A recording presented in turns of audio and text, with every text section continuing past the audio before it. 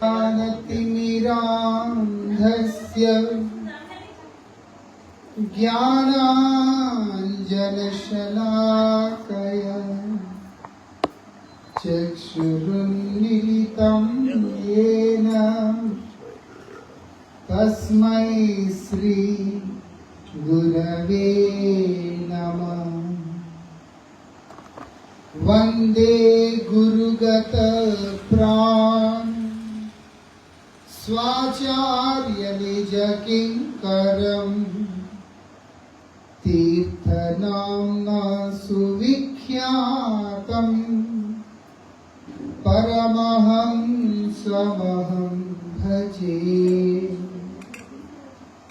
पतित पावन परम करुणामय परमाराध्यतम श्री गुरुदेव ओम विष्णुपाद परमहंस श्री श्रीमद भक्ति वल्लभ तीर्थ गोस्वामी महाराज जी के अभय चरण असंख्य कोटि साष्टांग दंडवत प्रणाम करते हैं।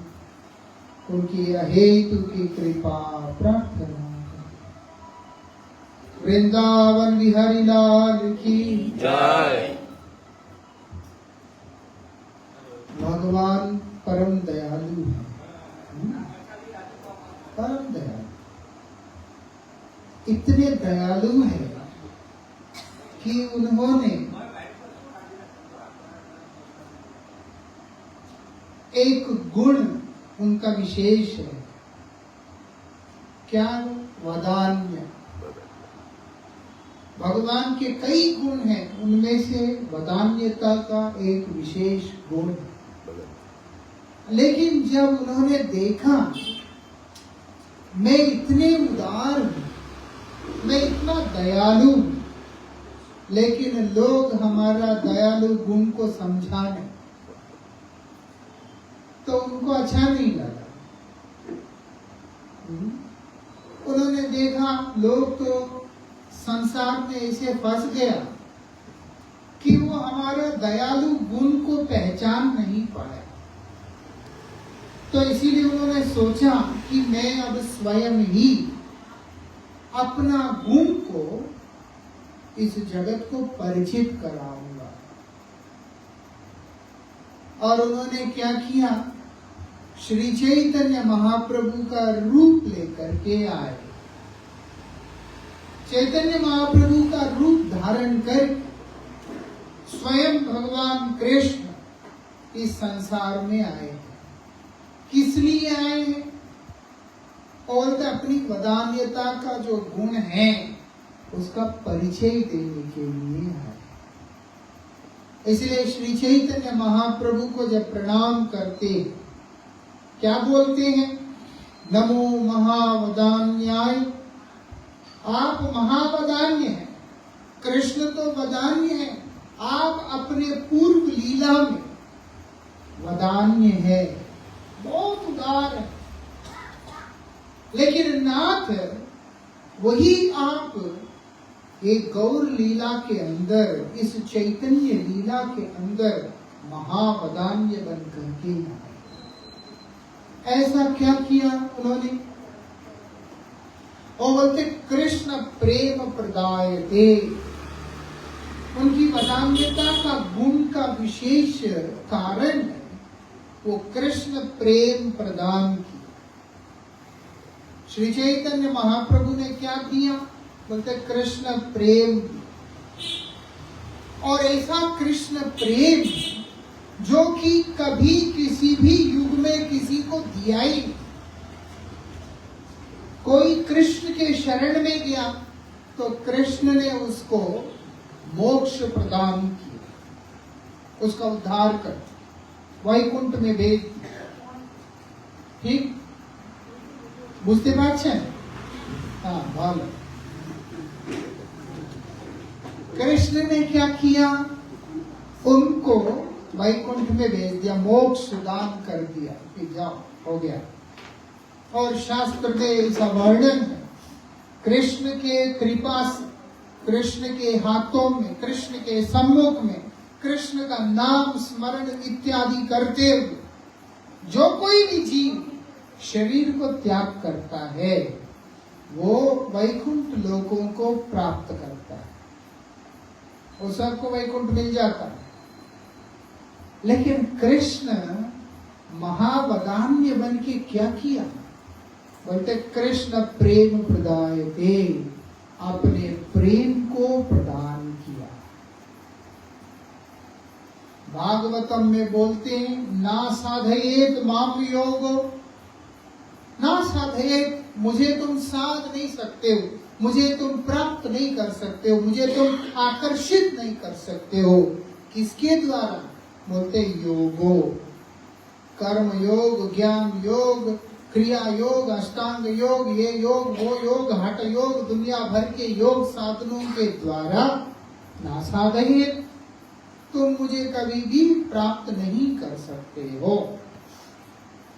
ना सांख्याम धर्मोत्तव, सांख्य शास्त्र के बारे में, इस सृष्टि के प्रकरण इत्यादि के बारे में, जीवोत्पत्ति के बारे में, बहुत सारी चीजों के बारे में जान करके भी तुम मुझे आकर्षित नहीं कर सकता, अपने ओर मुझे खींच नहीं सकते। ना स्वाध्याय तपस्यागात, तुम स्वाध्याय करके, ग्रंथ अध्ययन करके, बड़े बड़े किताबें पढ़ के, वेद उपनिषद पुराण पढ़ के, तब भी तुम मुझे प्राप्त नहीं कर सकते। उपनिषद ने बताया न अयम आत्मा प्रवचनेन लभ्यो न वेदया बहुना श्रुते, मैं किसी को भी बड़े बड़े भाषण देने से नहीं मिलता हूं, ना ही वो बड़ा ज्ञानी होने से मिलता हूं, ना बड़े बड़े तपस्याओं को करने से मिलता। बैठो पानी के अंदर, ठंडा में, सर्दी में कंठ तक पानी भर के वहां पर बैठ जाओ, बोलते मैं नहीं मिलता, मैं क्या करूं? गर्मी के अंदर धूप में बैठकर चारों तरफ आग जला के उसके बीच में बैठ जाओ, बोलते मैं तब भी नहीं मिलता। जो मर्जी तपस्या करो, रोज खाना छोड़ दो, बोलते तब भी मैं नहीं मिलता। अच्छा, त्याग करने से मिलते हैं।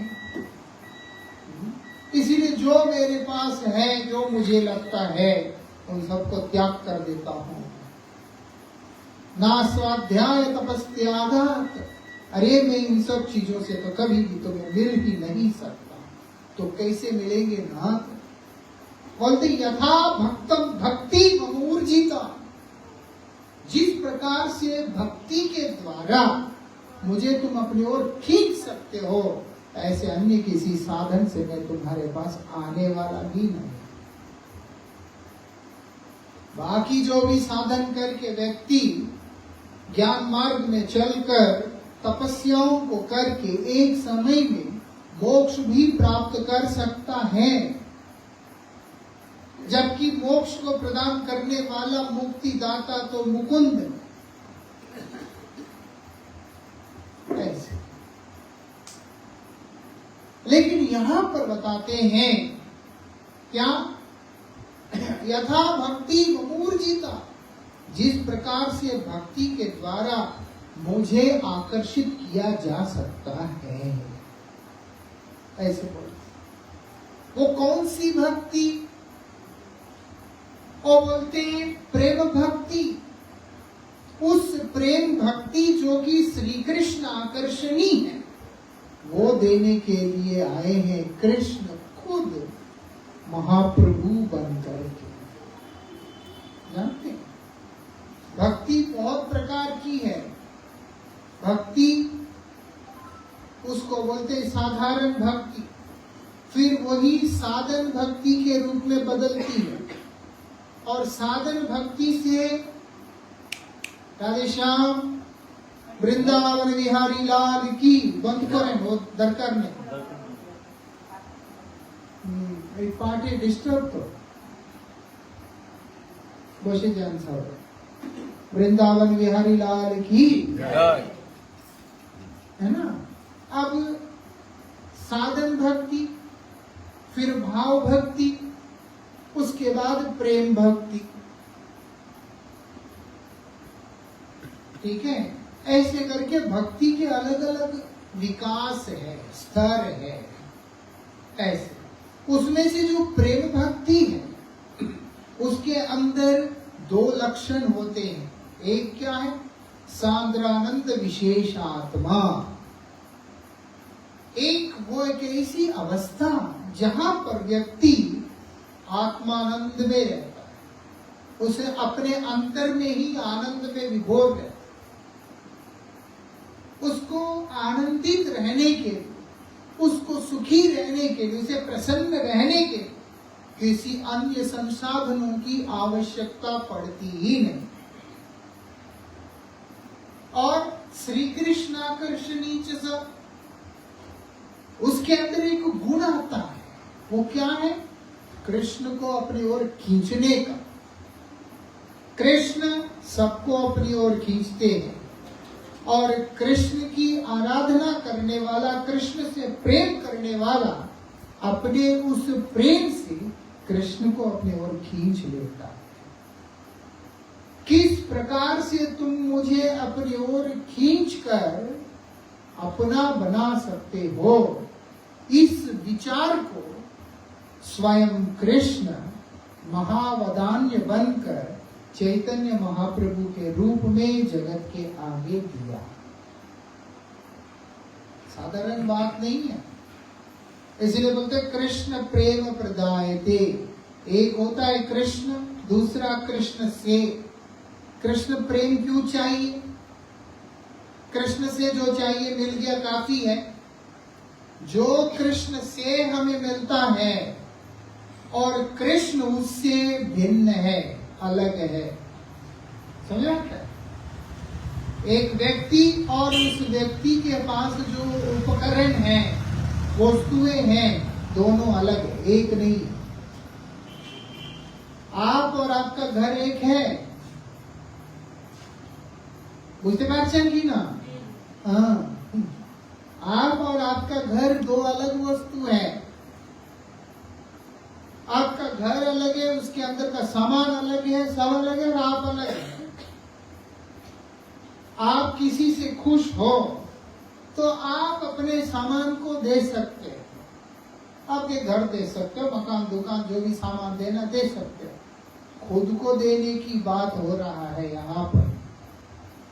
ये दुनिया में खुद को देने से भी कोई लाभ नहीं है, क्योंकि बिना सामान के, बिना मकान दुकान के व्यक्ति का कोई मूल्य दुनिया में नहीं। लेकिन कृष्ण ऐसा नहीं। कृष्ण ने खुद को दिया। किसको? बहुतों को दिया। अब आप देखो, द्रौपदी को दिया, इसीलिए 10,000 हाथी का शक्ति है दुशासन के पास। वो दुशासन द्रौपदी का वस्त्र को खींचते खींचते गिर गया, लेकिन वस्त्र शेष नहीं हुआ। क्यों? क्योंकि कृष्ण ने द्रौपदी को दे दिया अपने आप को। इसीलिए द्वारिका में बैठा हुआ है गोविंद, हस्तिनापुर में बैठी हुई है द्रौपदी। लेकिन जब द्रौपदी की रक्षा करने की बारी आई तो भगवान वस्त्र बन के द्रौपदी की रक्षा की, लिपट गए उनके साथ पूरा, उनका लज्जा को गिरने नहीं दी। वही कृष्ण अर्जुन को दे दिया खुद को, इसीलिए अर्जुन का रथ का सारथी बनकर रथ चला रहे। आप देखो, जब श्री कृष्ण से मिलने के लिए दुर्योधन भी आता है, अर्जुन भी आता है।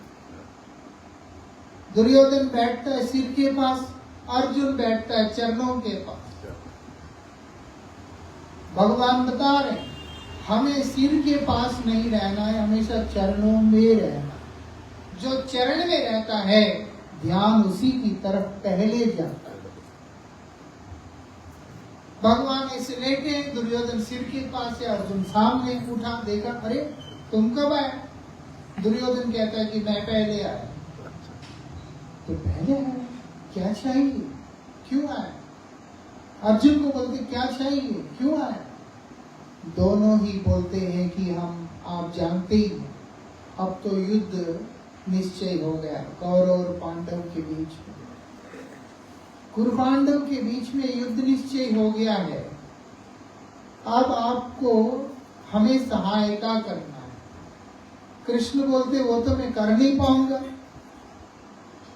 एक पक्ष कैसे ले लूं, एक पक्ष कैसे ले लूं, मैं तो युद्ध करूंगा नहीं, मेरे से युद्ध होगा नहीं, क्योंकि दोनों ही मेरे अपने प्रिय हैं, दोनों ही मेरे अपने प्रिय हैं। तो क्या करें अब? और बोलते एक काम कर सकता हूं, एक तरफ मैं रहूंगा अकेला, कोई अस्त्र शस्त्र उठाएगा नहीं, हम अकेला रहेगा खाली हाथ। दूसरे तरफ मैं अपनी सेना को दे देगा, क्योंकि मैं तो युद्ध कर नहीं सकता, लेकिन मैं साथ में रहूंगा। दूसरे तरफ मेरी सेना पूरा, क्या चाहिए मांग लो। खुश हो गया और बोला, अर्जुन को बोला वो छोटा भी है, पहले भी देखा, दुर्योधन से छोटा है अर्जुन, तो छोटा भाई है, इसलिए बोला वो छोटा है, और दूसरा पहले हम उसी को देखा, अर्जुन जो लेगा बचा हुआ तुम ले लेना। अर्जुन कहता है आप नहीं है तो मुझे सेना क्या करना है, आप मेरे हो जाओ, मुझे और कुछ चाहिए नहीं। दुर्योधन बोलते ठीक है ठीक है ठीक है। दुर्योधन कृष्ण से लिया, अर्जुन कृष्ण को लिया। चित्रांगिनी सेना है द्वारिका की, जो सेना, उसके सामने कोई ऐसी वैसी सेना नहीं, कोई टिकी नहीं सकता, इतना प्रभावशाली सेना है। कृष्ण ने अपनी नारायणी सेना को दुर्योधन को दे दिया कि तुम लो, और अर्जुन को बोलता है मैं तेरे साथ रहूंगा, लेकिन खाली हाथ क्या करूंगा मैं। अर्जुन बोलता है नाथ आप मेरे रथ के सारथी बन जाइएगा, मुझे और कुछ भी नहीं चाहिए। क्या हुआ? भगवत गीता के आखिरी श्लोक में जो पहला श्लोक धृतराष्ट्र पूछता है, उसका उत्तर में दे रहे हैं संजय। धृतराष्ट्र पहले श्लोक में बोलता है कि धर्म क्षेत्रे कुरुक्षेत्रे समवेत युत्सवा मम का पांडवश्चैव किम कुर्वत संजय। वो दोनों ने क्या किया वहां जाकर के बता दे मुझे जल्दी। वो समझ गया कि कहीं मेरे बच्चे हार वार तो नहीं गए, क्या हुआ। तो संजय बोल रहा है आप निश्चिंत हो जाइए राजन, जहाँ कृष्ण है, जहाँ धनुर्धारी अर्जुन है, वहीं पे विजय है। ध्रुवो नीतिमतिर्मम, निश्चित रूप से जान लीजिएगा विजय वहीं पे है और कहीं भी नहीं। जीता कौन? पांडव जीते, और ऐसे जीते जिसके बारे में व्यास महर्षि बोलते हैं भीष्म द्रोण तथा जयद्रथ जल गांधार नीलोत्पल शल्य ग्राहवती कृपेण भैने कर्णेन वेलाकुल। ये श्लोक का अर्थ है कि जैसे गाय का बछड़ा, छोटा सा बछड़ा गाय का, एक नाली को छलांग लगा के जैसे पार कर जाता है, उसी प्रकार से एक तरफ भीष्म एक तरफ द्रोण, इतने भयंकर तट है नदी के। युद्ध में जहां पर भीष्म है, द्रोण है, कृप है, कर्ण है, उसके बाद दुर्योधन है, जयद्रथ है, शल्य है, ऐसे ऐसे बड़े बड़े महारथियों वाला युद्ध, जो कि साधारण बात नहीं है, बड़े आसानी से पांडव पार कर गए। बोले किस लिए महाराज? बोलते एक ही कारण, क्योंकि गोविंद साथ में है। वृंदावन बिहारी लाल की जय। एक जो जोरे बोलो ना की वृंदावन बिहारी लाल की जय।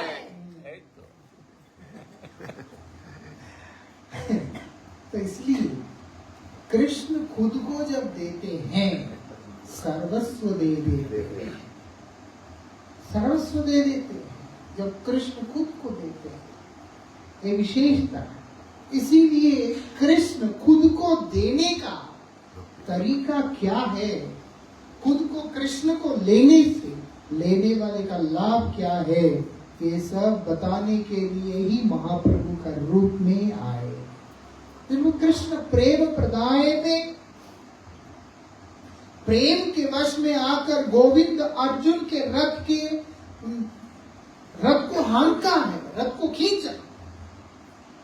आप हैरान हो जाओगे, उस रणभूमि के अंदर कृष्ण तो वैसे निपुण है, कृष्ण एक निपुण सारथी है, लेकिन कई बार जो सारथी होता है उसको रथी जो रथ पे बैठा है उसको दिशा निर्देश करना पड़ता है कि इधर चलो, इस तरफ चलो, ऐसे।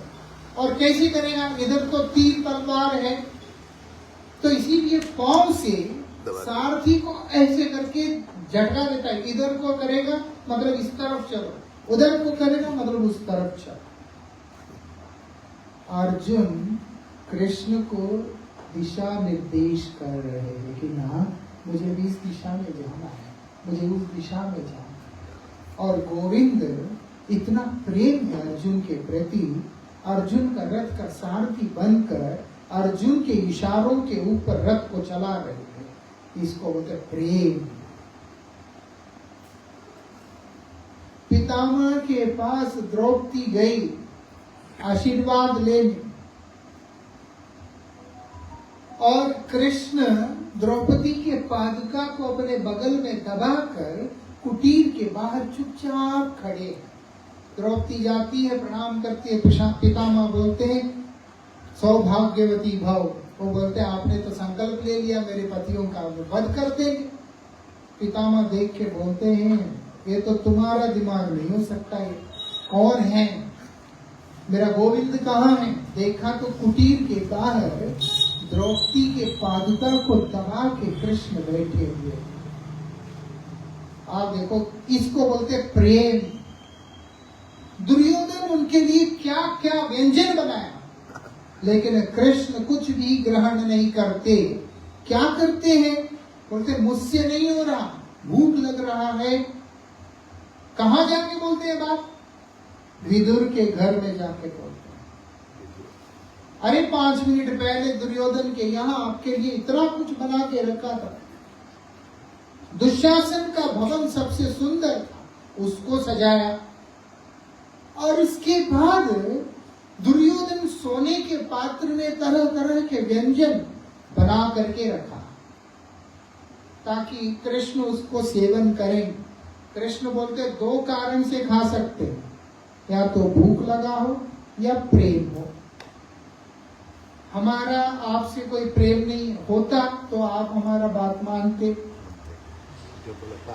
5 गांव देने को बोला था, बोलते आप मान जाते हमारा बात, आप तो माना नहीं क्योंकि आपको हमसे प्रेम नहीं। दूसरा, हमको भूख भी नहीं। जब भूख नहीं तो जबरदस्ती कैसे खाएगा? आज हम जहाँ इनके यहाँ जो रुके थे, बेचारे रसोई बना के प्रसाद ला करके ऊपर रख दिया, भूख ही नहीं था, वो ऐसे ही रह गया। विदुर का घर में गया। हाँ, विदुर का घर में गया। विदुर नहीं, हम कृष्ण नहीं है, क्या करें? वृंदावन बिहारी लाल की जय। एक तो जोरे पड़ी जय। वृंदावन बिहारी लाल की जय। घूम आज पे ना तो सुंदर घुमाए क्या? अच्छा, तो क्या बोलते हैं? बोलते मुझे तो भूख नहीं, इसीलिए क्या करें अब? बोलते इसीलिए तुम अपने रहो, मैं चलता हूँ। कृष्ण वहां से निकल के विदुर जी के घर में आते। घर में विदुर है नहीं, विदुर गए भिक्षा करने। विदुर हस्तिनापुर के महामंत्री हैं, लेकिन विदुर कभी भी राज्य से तनख्वाह नहीं लिया। वो क्या करते? रोज भिक्षा करते हैं, जो भिक्षा में मिलता है उसी को गोविंद को अर्पण करके उसी को सेवन करते हैं। विदुर जी के घर जब कृष्ण गए, विदुर घर में है नहीं, विदुर जी की पत्नी है, वो तो कृष्ण को देख करके समाधि में चली गई। कृष्ण का दर्शन, व्यक्ति समाधि में पहुंच जाता है। और आंखों में पानी एकदम भाव विभोर। कृष्ण बोलते हैं मैया इतने गरीब है, शरीर को लिपटा के रखने के लिए वस्त्र तक नहीं, भगवान अपने पीतांबरी से उनका मान रक्षा करते हैं। उसके बाद विदुरानी को बोलते हैं भूख लगा है, कुछ खाने को दे दो, कुछ तो दे दो खाने को, भूख लगता है। वो समझ नहीं आता क्या करे, इधर उधर देखता है तो ऊपर केला लटका हुआ है, थोड़ा कच्चा पक्का था, वो लटका दिया, वो पक गया, वो रखा रह गया। उनको तो वो केला ही दे दो। विदुरानी केला निकालती है, ऐसे कृष्ण बैठे हुए हैं, मैया उधर बैठकर कृष्ण को देख रही है, वो कुछ देख ही नहीं रही है, क्या है हाथ में क्या नहीं, इतना विभोर कि वो छिलका निकाल कर केला फेंक देती है, उस छिलका को गोविंद के मुख में दे देती है। कृष्ण प्रेम इसको कहते हैं। कृष्ण ही एक है जो प्रेम की परिभाषा को समझते हैं और कोई समझ ही नहीं सकता, या जो कृष्ण को हृदय में रखते हैं केवल वो समझ सकते हैं और कोई समझ ही नहीं सकता। अगर जिसके हृदय में गोविंद नहीं है वो भी प्रेम का परिभाषा कभी समझ ही नहीं सकता। केवल कृष्ण समझते हैं प्रेम क्या होता है।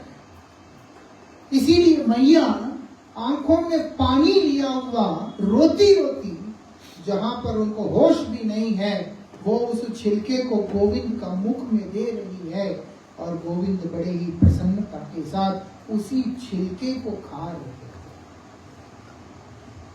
ये नहीं बोल रहे कि मैया तुम भूल गई है, केला फेंक रही है नीचे, हाँ तुम हमको छिलका दे रही है, केला तो नीचे फेंक दिया ना। कृष्ण उनके प्रेम की उस प्रवाह को अवरुद्ध नहीं कर रहे हैं। वो मैया तो अपने प्रेम में डूबी हुई छिलका खिला रही है ऐसा, और गोविंद उसी छिलका को खा रहे। ये है प्रेम। बीच में आ गया विदुर जी, आके देखता है कि ये क्या कर रही है, केला तो फेंक दिया और छिलका खिला रही है, वो भी कृष्ण को। तू हाथ इधर से करके रही है, तुम पागल है। तो कृष्ण विदुर को बोलते कि उनको मत रोको, उनको मत रोको। विदुर, हम ना तो केला खाते हैं ना छिलका खाते हैं, आत्मा राम गोविंद, उनको क्या केले का भूख है, क्या छिलके का भूख है। बोलते हम तो प्रेम को खाते हैं, प्रेम को ग्रहण करते हैं। जो प्रेम विदुरानी अपने हृदय से निकाल के हमारे ऊपर उड़ेल रही है, उस प्रेम को खा रहे हैं। तुम बीच में आके बात नहीं देना विदुर, ऐसे बोल रहे हैं गोविंद। वो प्रेम को देने के लिए श्री चैतन्य महाप्रभु आए, वो प्रेम को देने के लिए कृष्ण खुद आए महाप्रभु बनकर। युधिष्ठिर महाराज के राजसू यज्ञ के अंदर बैठे हुए जितने भी भक्त हैं, जितने भी ऋषि मुनि हैं, उन सबके उच्छिष्ट पत्तलों को उठाना वो प्रेम है गोविंद का।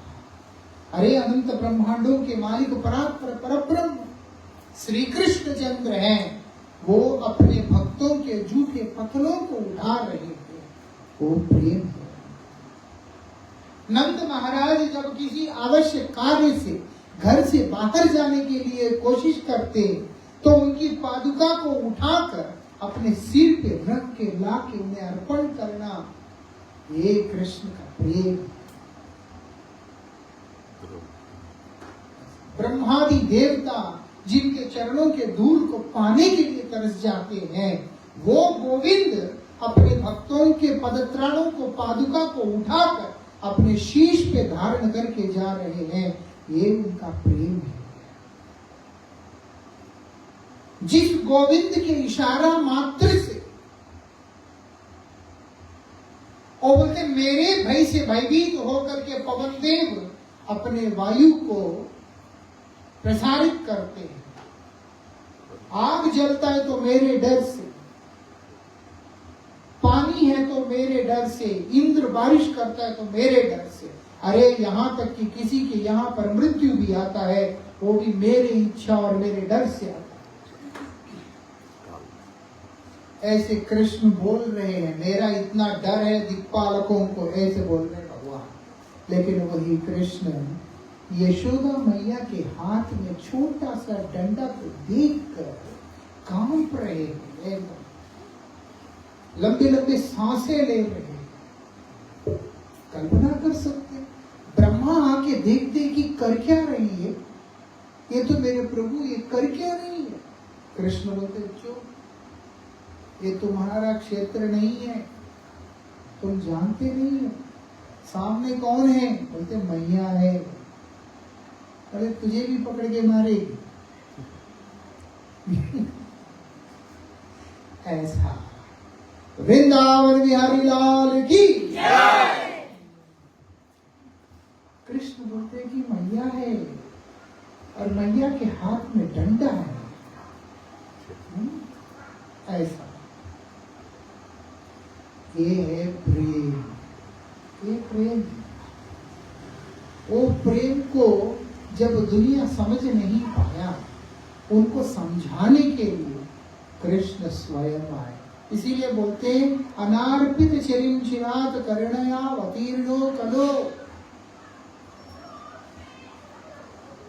और बोलते जो चिरकाल से कभी किसी को दिया नहीं।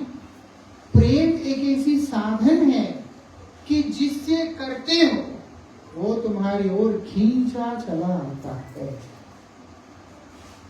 खींचा चला आता है। और कृष्ण वो किसी को देता नहीं है कभी, और अगर दिया भी है लेने वाले को समझ ही नहीं आया। इसलिए कृष्ण ही अपना भक्त बनकर अपने ही प्रेम में डूबकर दुनिया को बतलाया। असली आनंद को अनुभव करना चाहते हो तो गोविंद से प्रेम करके देखो, गोविंद से प्रेम करके देखो, तुम्हारा काम बन जाएगा। जो श्री रामचंद्र जी महाराज मर्यादा पुरुषोत्तम हैं, लेकिन बड़ी ही सरल स्वभाव वाली एक भीलनी माता सबरी के प्रेम के वशीभूत होकर उनके दिए गए उच्छिष्ट फलों को खाया। आप कल्पना कर सकते हैं, उनके दिए गए उच्छिष्ट फलों को खाया। वो मैया एकदम जंगली बेर इकट्ठा करके लेके आती है प्रतिनित्य, और ताजा नदी के जल को लेकर के आके रखती कि मेरे राम यहाँ पर पधारेंगे और मैं उनके चरण पखारूंगी, उन्हें फल खिलाऊंगी। ऐसा। और जब श्री राम आए हैं, उनको पानी इत्यादि अर्पण करने के बाद जब रामचंद्र जी विराजमान हुए, मैया फल लेकर के जाती है। वो क्या करने वाली है उनको भी नहीं पता है। उनके दिमाग में यही है कि मैं अपने राम को फल खिलाऊंगी मीठे मीठे। जब खिलाने का इच्छा किया तब वो चिंतन करने लगी, कहीं अगर ये फल खट्टा ना निकला तो, अगर ये फल फीका ना हो, पता कैसे चलेगा। इसीलिए उठाया फल,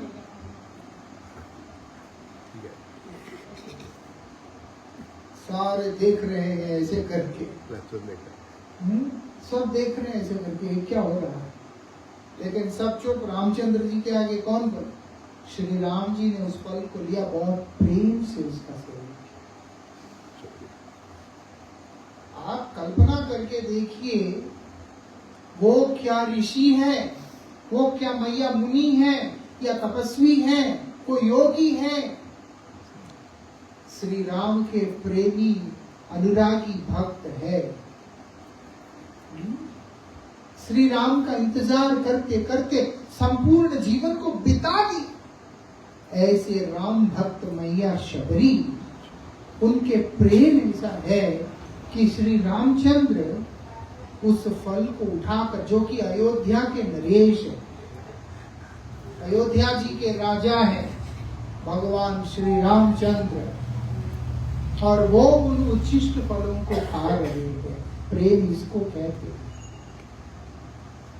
उस प्रेम को देने के लिए स्वयं कृष्ण आए। कितना कुछ है, क्या कुछ नहीं किया भगवान ने प्रेम में आकर। प्रेम नीति नहीं जानता है, प्रेम में नीति नहीं होता। जहां पर नीति है, जहां मर्यादाएं हैं, तो वहां पर प्रेम कहां है? प्रेम के सीमा के बाहर ये सब चीजों के लिए है, उसमें तो है ही नहीं। और भगवान अपनी भगवत्ता को धिक्कारते हुए अपने भक्तों के प्रेम के वशीभूत होकर जो चले, वो ही प्रेम है। उन्होंने अपनी भगवत्ता को एक किनारा रख दिया पूरा। मैं भगवान हूं? नहीं, मैं केवल एक ब्रजवासियों का एक ग्वाला हूं। मैं इन भक्तों का एक सेवक हूं, एक मित्र हूं, एक सखा हूं, एक बस इतना ही, इससे अधिक और कुछ नहीं। आप देखोगे भगवान श्री कृष्ण जब कुरुक्षेत्र के अंदर यज्ञ कर रहे हैं, वहां पर जब यज्ञ हो रहा है, नारद जी को बोल दिया पूरे त्रिलोक को बुला लेना, ठीक है, लेकिन याद रखना ब्रजवासी को मत बुलाना। ब्रजवासी को बुलाना, बाकी सबको बुला। नारद जी हैं, बड़े कमाल के महापुरुष हैं, हमारे पूर्व गुरु हैं। तो नारद जी क्या करते हैं, आनंद लेने के लिए सबसे पहले ब्रज में ही जाते। ब्रज में जाके नंद महाराज को मिलते। नंद महाराज बोलते कि महाराज आप इतने व्यस्त कहाँ हैं, कहाँ जा रहे हो? बोलते हैं कुरुक्षेत्र में यज्ञ हो रहा है बहुत बड़ा, सभी को निमंत्रण करने जा रहा है। आपको तो ये निमंत्रण देने से तो बोल दिया कि कोई जरूरत नहीं उनको ब्रजवासी को निमंत्रण करने की, मुझे जरूरी जाना है, अभी निकलता हूँ, ऐसे बोल के चला गया। जब नारद जी तो चले गए और जगह सबको बुलाने, अब यहाँ यशोदा मैया नंद महाराज को कहती है कि मुझे कुरुक्षेत्र जाना है। नंद महाराज बोलते बुलाया नहीं है, तुमने सुना नहीं कृष्ण बोलते हैं कि ब्रजवासियों को बुलाना नहीं, और उसके बाद निमंत्रण भी नहीं है, तो अंदर कौन जाने देगा तुमको? कहाँ तक जाएगी? जब वो लोग कोई तुम्हें अंदर नहीं जाने देगा तो रोएगी बैठ के, इसलिए कोई जरूरत नहीं जाने की। माँ तो माँ है, नहीं माँ तो माँ है, वो बोलती मुझे निमंत्रण की जरूरत नहीं, मैं अपने बच्चे को देखने जाऊंगी। अब अकेली को कैसे भेजे? बोलता ठीक है मैं भी चाहता हूँ। नंद महाराज और यशोदा मैया जब फैसला किया जाने का, ब्रजवासी लोग बोलते हैं हम भी बहुत दिन हो गया लाला को देख के, हम भी चलेंगे। पूरा ब्रज ही तैयार हो गया चलने के, पूरा ब्रज चल रहा है। वहां यज्ञ शुरू हो गया, पूरे ब्रजवासी वहां पहुंच गए, पूरे ब्रजवासी पहुंच गए। अब पहुंचने के बाद वो लोग अंदर जाना चाहते, लेकिन द्वारपाल बोलते निमंत्रण है, बोलता है वो तो है नहीं। ऊपर से वो लोग ग्वाला, ऐसे कोई राजा महाराजा भी नहीं कि मुकुट मुकुट पहना एकदम रथों को लेकर के आए, बैलगाड़ियों में आए, ग्वाले लोग हैं। बोले नहीं नहीं ये तो गांव के ग्वाले, पता नहीं कौन है, कहां से, हम जाने नहीं देंगे, कोई जानता तो है नहीं वो कौन है। समझ में आता है? वृंदावन बिहारी लाल की जय। वो ग्वाले जाने नहीं दे रहे अंदर, बाहर बैठ के यशोदा मैया रो रही। नंद महाराज बोलते मैंने बोला था ना तुमको, वो जाने देगा नहीं, अब रो के क्या लाभ? वो बोलती नहीं, मैं अपने बच्चे को मिले बिना नहीं जाऊंगी। ऊपर से भीम और अर्जुन देख रहे हैं, वो दोनों देखते, ये देख के तो लगता है तो ब्रजवासी है, ये तो नंद महाराज है, ये तो नंद महाराज है, तो ये बाहर है और ये अंदर क्यों नहीं आने दे रहा है। भीम बोलते मैं जाके अभी दरवाजा ही तोड़ देता हूं, दरवाजा तोड़ देता हूं मैं, दरवाजा ही नहीं होना चाहिए उनके लिए। तो अर्जुन बोलते हैं कि बिल्कुल नहीं, कृष्ण की कुछ योजना है, इसलिए तुम बीच में मत जाओ, देखते रहो। वो देख रहे हैं, नंद यशोदा बैठे हुए हैं, ब्रजवासी बैठे हुए हैं, सखा बैठे हुए हैं, गोपियां बैठी हुई है, सब रो रहे हैं। यशोदा मैया बोलती है कि मुझे अपने लाला से मिले बिना ऐसे ही जाना पड़ेगा। सखा लोग बोलते हैं अपने दोस्त से, सखा से मिले बिना जाना पड़ेगा। और गोपियां बोलती है श्याम सुंदर बेरंग लौटना पड़ेगा, ऐसे कि तुमसे मिले बिना जाना पड़ेगा श्याम सुंदर, उसके लिए हम तैयार नहीं हैं। तो यशोदा मैया की एक गोपी, एक सेविका, सहेली उनसे कहती है कि यशोदा रो नहीं, जो प्रेम से तुम गोविंद को पुकारती थी उसी प्रेम से आवाज तो लगाओ, एक बार बुला के तो देखो। वहां नगाड़े बज रहे हैं, वहां ढोल बज रहे हैं, यज्ञ हो रहा है, मेला हो रहा है, हाथी है, वहां पर बहुत आवाज है, शोर है, लेकिन यशोदा मैया बुजुर्ग हो गई है, वृद्ध होकर के यशोदा मैया कांपती हुई आवाज में गोपाल करके पुकार रही। आप यकीन मानिएगा, द्वारकाधीश भगवान श्री कृष्ण अंदर में बैठ करके यज्ञ की पूर्णाहुति दे रहे हैं। वो कृष्ण सब छोड़कर फेंक दिया सब और दौड़ने लगे द्वार की तरफ। सब बोलते हैं कि नाथ, कृष्ण को तो जबरदस्ती कर नहीं सकते, तो भगवान है, वो द्वारकाधीश है। सब बोलते नाथ मत जाइएगा, सब नष्ट हो जाएगा, इतना जो अनुष्ठान किया सब अनुष्ठान बेकार हो जाएगा, आप थोड़ा पूर्णाहुति डाल करके जहां जाना है जाएगा। कृष्ण बोलते मुझे कुछ भी नहीं चाहिए,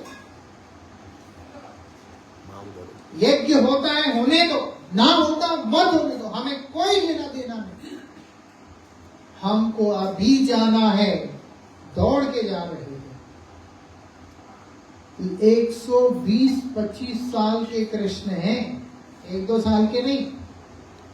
लेकिन जब द्वार के पास गए उनका शरीर बदल गया, वो छोटा सा शिशु बनकर वही गोपाल का रूप लेकर दौड़ के जाते हैं और मैया के गोद में कूद जाते। इसको बोलते प्रेम, प्रेम इसको कहते हैं।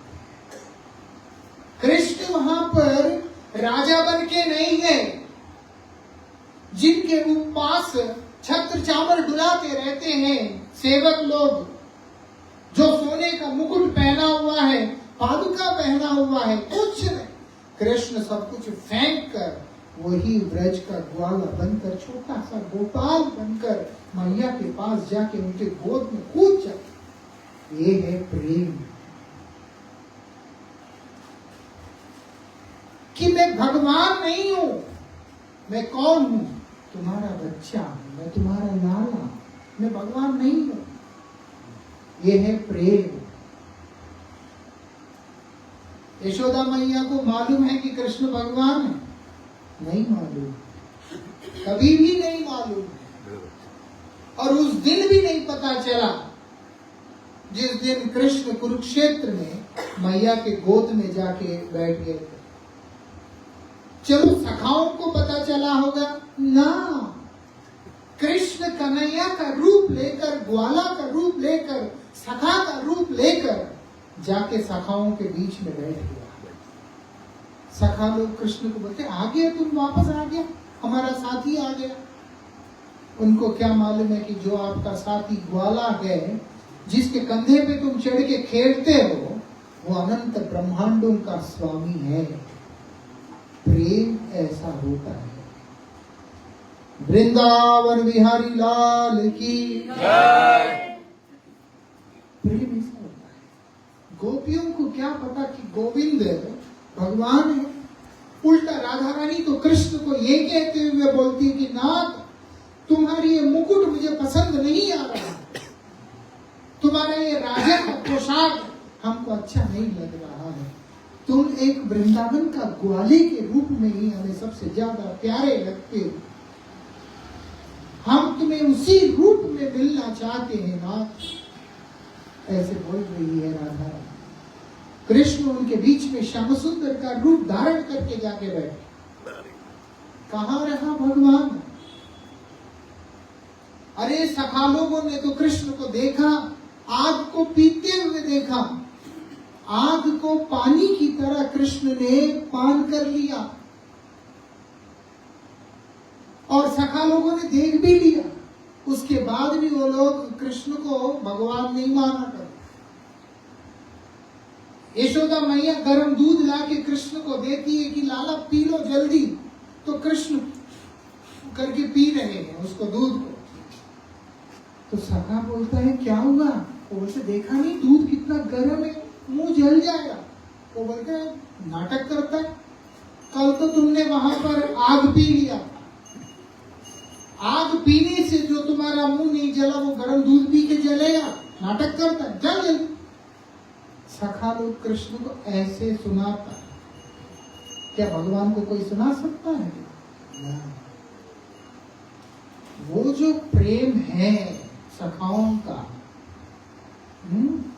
वो जो प्रेम है गोपियों का, वो जो प्रेम है यशोदा मैया का, वो प्रेम क्या देने से मिलता है कोई कल्पना भी नहीं कर सकता। श्री कृष्ण उसी प्रेम को जगत को वितरण करने के लिए आए। इसे बोला कृष्ण प्रेम प्रदायते, कृष्ण प्रेम को प्रदान करने वाले। और कृष्ण प्रेम को कौन दे सकता है? बोलते स्वयं कृष्ण। इसलिए बोलते कृष्णाय, हे नाथ आप ही तो दे सकते हैं, आपका प्रेम को कोई और कहां दे सकता है? किस रूप में दे रहे हैं? कृष्ण चैतन्य, श्री कृष्ण चैतन्य के रूप में नाम से आकर, गौर सुंदर के रूप में आकर इस जगत को आपने तो प्रेम का वितरण किया। और क्या चाहिए हमें? पंचतत्व। ऐसा। और आपका रंग क्या लेके आए? गौर त्विषेणम, गौर वर्ण में आप इस संसार में अवतीर्ण हुए हैं। आप श्याम वर्ण के हैं, लेकिन आप अपने भक्त का भाव और कांति को अंगीकार करके, स्वीकार करके, कृष्ण भी कृष्ण प्रेम स्वयं नहीं दे पाते अगर श्रीमती राधिका का कृपा उनके ऊपर ना हो। ये भी एक विशेषता है, दिया कृष्ण ही है, लेकिन राधा रानी से लेके दिया। कृष्ण जैसे आप देखो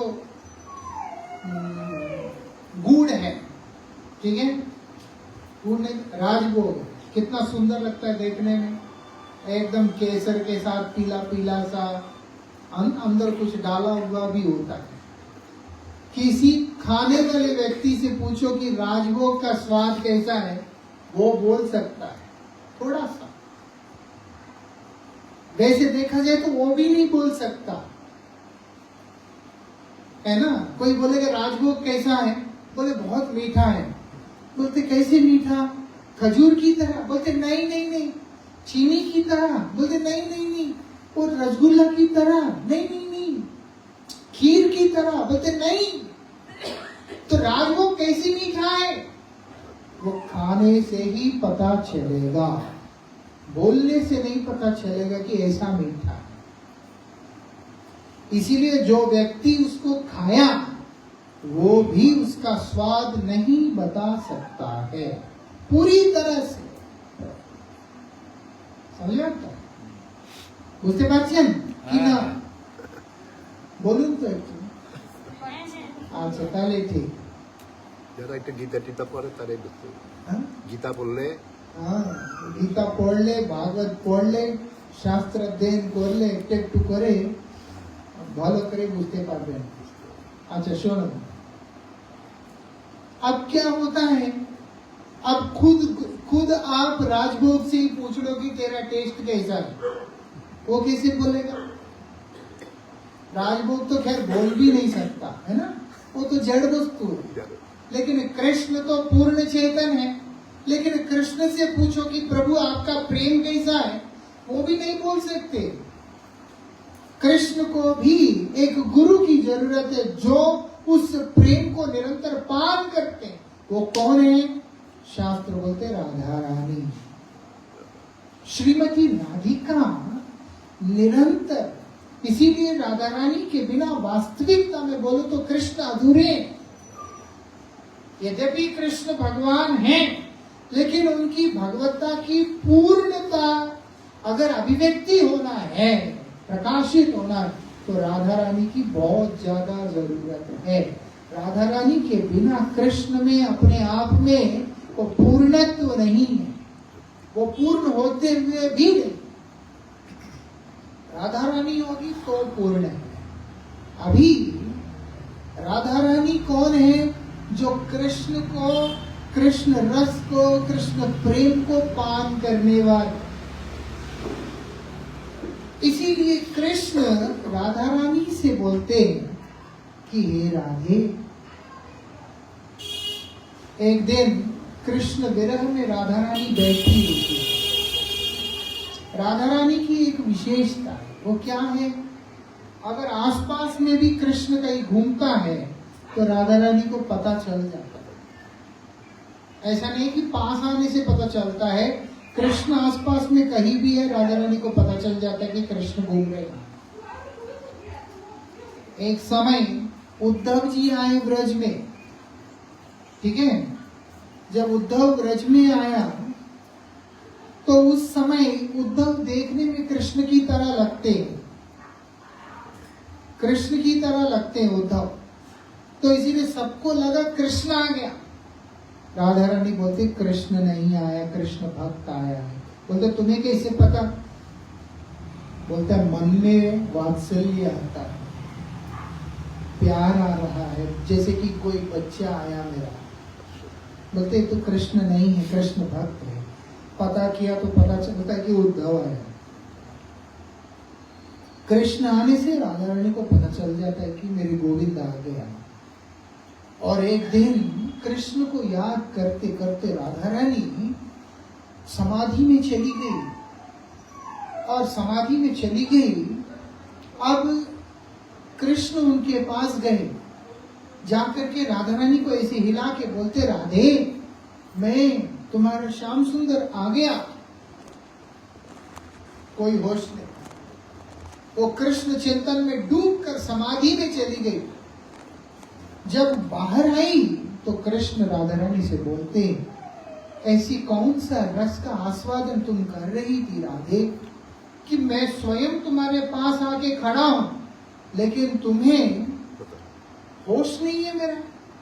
तुम मेरी ऐसी कौन सी भाव में डूबी हुई है, उसको मैं भी अनुभव करना चाहता हूं। बहुत सुंदर आगे का वृत्तांत है, लेकिन जो भी है, राधा रानी तब कृष्ण की इच्छा को पूर्ति करने के लिए अपना भाव और अपना अंग कांति उनको दिया। अंग कांति मतलब क्या है? आवरण। एक व्यक्ति में दूसरा व्यक्ति आ जाता है तो वो कैसे ऐसे हो जाता है ना, वो अपने आप को संभाल नहीं पाता। यहाँ पर भारत में या जो भी है लोग बोलते जैसे भूत घुस गया है ना, वो थोड़ा, या तो किसी में बोलते माता जी आ गया, आत्मा आ गया, कुछ माता आ गई, ऐसे बोलते। कहने के लिए एक व्यक्ति के भाव में दूसरे व्यक्ति का भाव मिश्रण हो जाए और वो भाव उनको दबाव दे, डोमिनेट करे, तो फिर जो व्यक्ति अंदर मूल में है उसके लिए निग्रह करके रहना संभव नहीं है। कृष्ण का भाव है प्रभु का, राधा रानी का भाव है सेवक का, दासी का भाव। अब दासी भाव जब प्रभु के भाव के ऊपर जोर देता है तो फिर कृष्ण को अपने आप को संभालना मुश्किल होगा। इसीलिए कृष्ण की रक्षा के लिए राधा रानी ने अपने आवरण भी उनको दिया।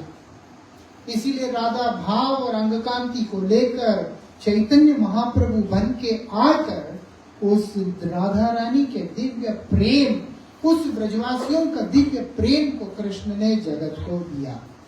एक ऐसा साधन दिया जिसमें आप लोग बड़े ही सहजता के साथ गोविंद को अपना बना सकते हो। कृष्ण आपके, आप कृष्ण के, और दूसरा बीच में कुछ भी नहीं है। आप मेरे हो नाथ, मैं आपका, आपके बिना मेरा कुछ भी नहीं। ऐसी अवस्था में एक व्यक्ति को ला के खड़ा करने वाला साधन चैतन्य महाप्रभु ने इस संसार को दे दिया। कुछ नहीं करना, सिर्फ उनका स्मरण करना है, उनसे प्रेम करना, उनका चिंतन करना, बस। यत् करोसि यदस्नासि यत् जुहोसि ददासि यत् तपस्यसि कौन्तेय तत् कुरुष्व मदर्पणम्। तुम जो भी करोगे उसका केंद्र मुझे बना लो। मैं ही तुम्हारा जीवन का मूल केंद्र हूँ। मेरे ही इर्द गिर्द में तुमने जो करना है सब कुछ करना है, और मैं तुम्हारा, तुम मेरे। उसके बाद तुम्हें किसी चीज का अभाव नहीं होगा, तुम्हें किसी चीज का कमी नहीं होगा। इसको कहते प्रेम। इसके बारे में हम लोग और चर्चा कल करेंगे। वृंदावन बिहारी लाल की।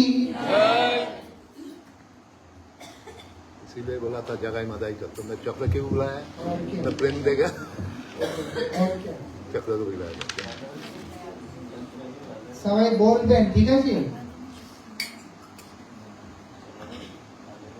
हरे कृष्ण,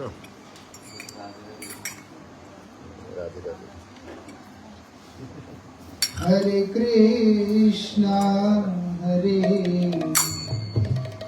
कृष्णा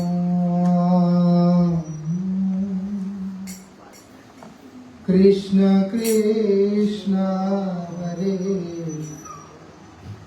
हरे, हरे राम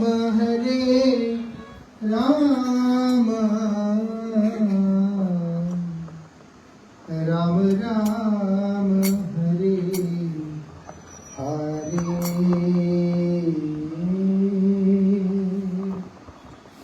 हरे कृष्णा हरे कृष्णा कृष्णा कृष्णा हरे हरे,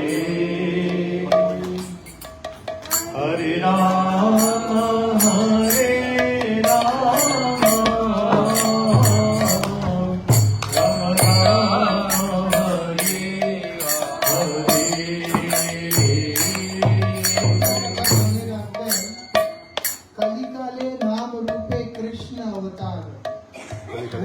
कलिकाले कृष्ण नाम रूपे अवतार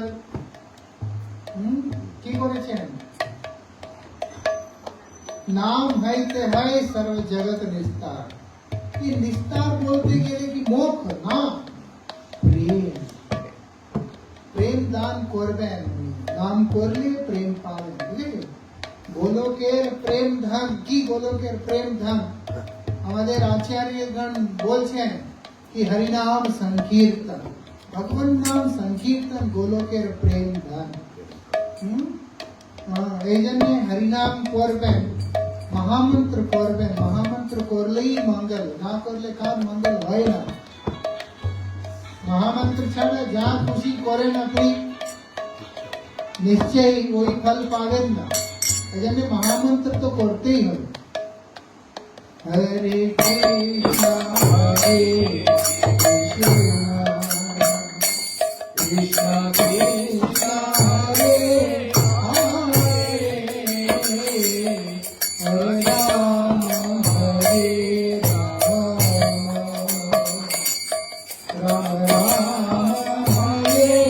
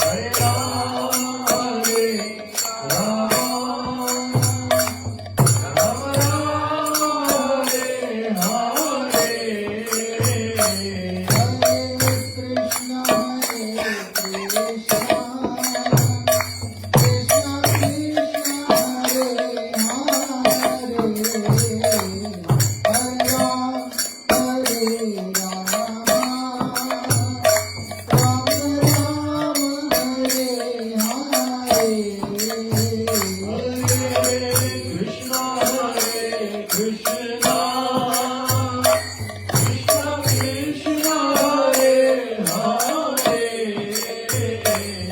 Hare Rama, Hare Rama, Rama Rama, Hare Hare.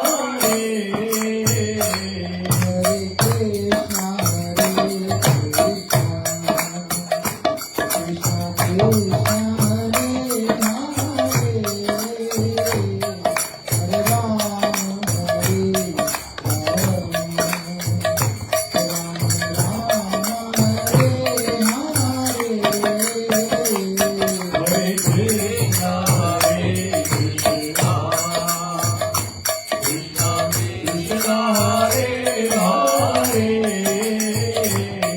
Hare Rama, Hare Rama, Rama Rama, Hare Hare.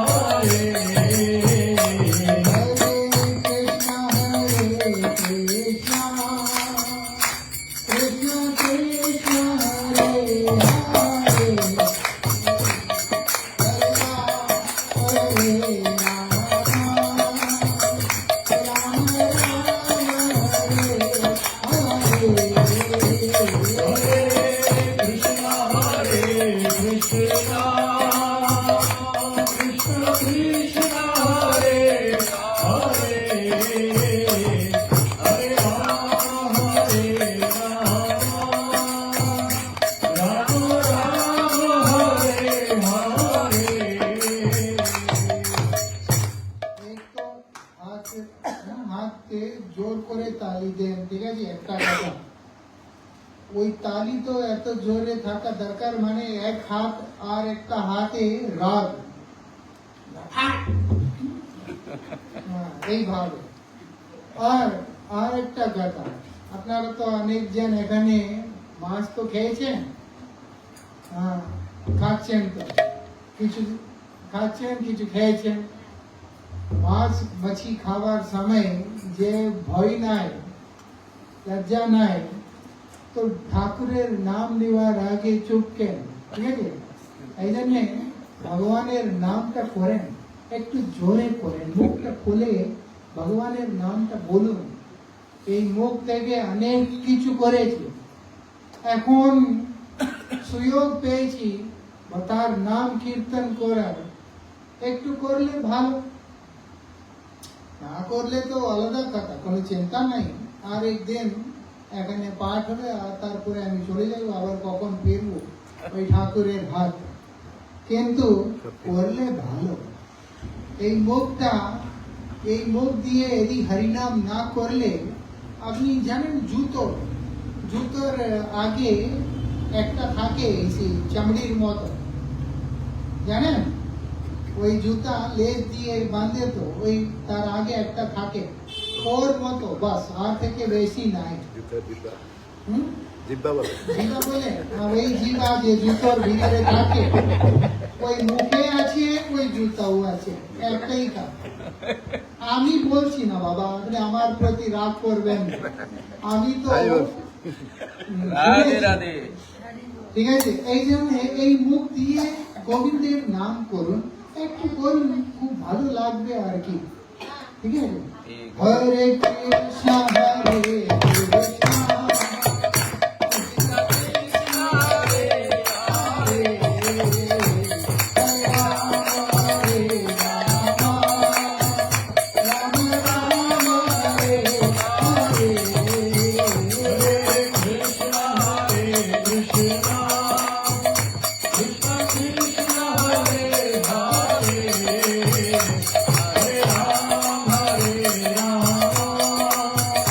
Rama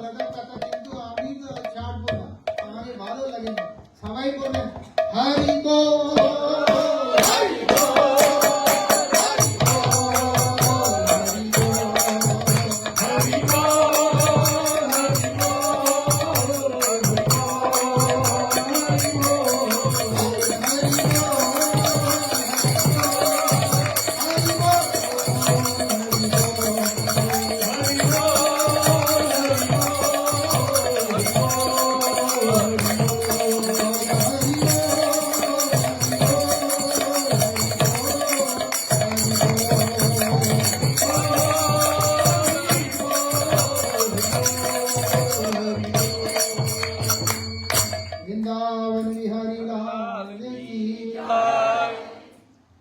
ঠিক আছে আবার চর্চা আমরা কাল কি করব হরিনাম না করলে কার উদ্ধার হয় না এই কথাটাকে আপনি আপনার ভিতরে ঢুকিয়ে যান ঠিক আছে হ্যাঁ।